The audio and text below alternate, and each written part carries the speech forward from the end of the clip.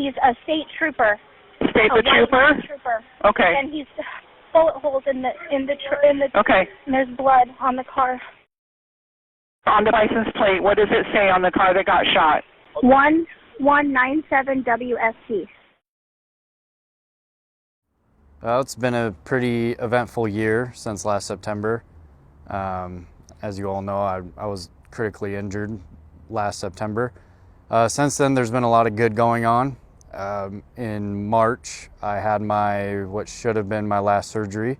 They fixed my palate up, and they also did a little cheek filler, so that way my sinus would be protected for the future. That was kind of their one concern, is from the initial surgery, that my sinus was very exposed. So any kind of traumatic thing that would happen to my cheek, even the slightest cut, would have caused like serious issues in the sinus. So that surgery went phenomenal, higher than they even expected. So it was kind of comical. I went for a follow-up visit, and they left the room and they were like high-fiving, and all the doctors were cheering and like congratulating themselves. And they came back in. I was like, well, I thought you told me this was like simple. And they kind of were like, no, it's actually like one of the hardest places we could do a plastic surgery because of all your nerves. So we're pretty proud of that, but we didn't want to freak you out. So had that in late March, on March 22nd.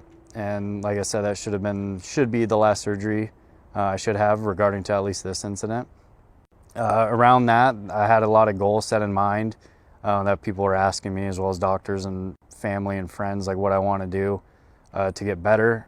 My two biggest things were to be able to golf again, as well as ski in the winter. Those are two big things that my wife and I enjoy doing. So in the wintertime, I think we waited till about January or February before we actually tried the mountain.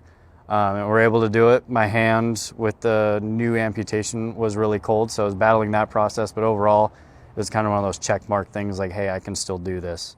Once the weather cleared up finally, I was hesitant to start golfing just because my grip wasn't quite there yet. But we pretty much just said, let's try it. What's the worst that can happen? Tried it.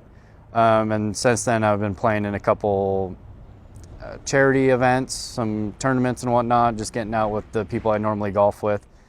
The golf is coming together, not as good as it used to be, which is rough to say, but it's more enjoyable because it's something that I thought I couldn't do. And now that I'm able to do it, it's a lot more rewarding to play, and it's a lot more fun than it kind of even used to be. Early to mid-June, I was brought on as in a light duty capacity, which has been fun. I was assigned alongside CID, as well as taking care of the stuff I got to take care of to get back to work. I learned a lot through CID, even just simple investigative process that you don't think about necessarily on the road, or even the follow-up that happens as like a patrol officer. All the stuff they do behind the scenes, and you don't always get filled in on until it's all done and you see, the charges in the headline or whatever it might be. So it was kind of cool learning the full background rather than the on-scene work. I'm very thankful that they took me on and taught me some things. I'm still working alongside them currently until I do get back on the road. But the last few months working alongside them was pretty special, and I don't think a lot of guys really get that in-depth opportunity to do a lot of full cross-training with them. So I'm very fortunate that they were able to, wanted me to come on and allowed me to be a part of it and learn a little bit. A little after that, my wife and we got married on July 22nd down in Walla Walla. And that was kind of just the staple day. When I woke up and came to, some people were asking me, hey, is the wedding still on? And my one goal was, yeah, I'm still here. Why wouldn't we do the wedding, essentially?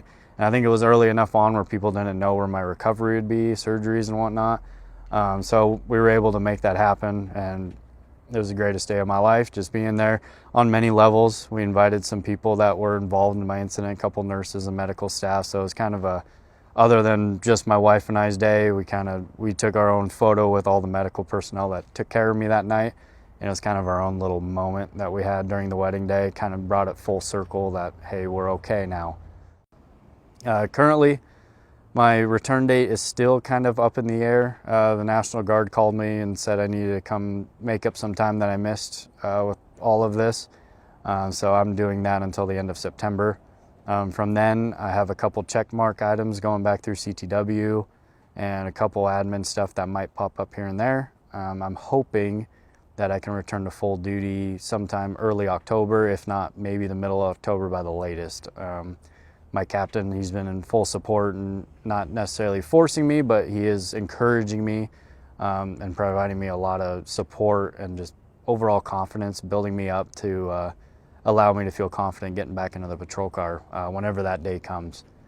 From then, I'll be doing a small FTO, just riding passenger, whatever I feel comfortable with. I've been urged to take it slow, even though I am very anxious to get back into the car and excited to reach that next level of normal that we've been trying to achieve within the last year. And once that's done, hopefully that'll be it, and pray that an incident like this doesn't happen again to me, let alone anybody else. But just knowing that the state patrol up and down the chain of command, from even patrol all the way up to the chief, they've all been incredibly supportive and very excited to hear about my updates, whether it's something silly like, hey, I just went to the doctor and she gave me a gold star for my efforts in the last month. They something simple like that, they love to hear it, and they're just wanting to be in the loop and trying to figure out what's the best way to navigate me getting to full duty. So a lot of you have seen on social media my Always Come Home tattoo. That was kind of the motto I decided I wanted to go about my life as law enforcement. It was shortly after I got off probation because I wanted to be sure I was in the clear and not getting fired right after I got that tattoo. And it's just kind of the motto I lived by, just making sure whatever I do at work, whatever's going on, is to make sure my goal is to get home at night. And I place it on my weapon hand for that sole purpose of, heaven forbid something would happen like that, to make sure that's my reminder to get home. And it's my dominant arm, everything I do, driving and all that. So just making sure that that's the one goal at the end of the day.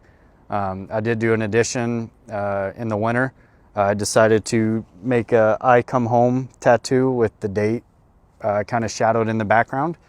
Just kind of as a reminder, like, hey, you're strong enough. I mean, my original tattoo has enough strength behind it, but this one kind of just reminds me that even on the worst of days, like, you're able to come home from it.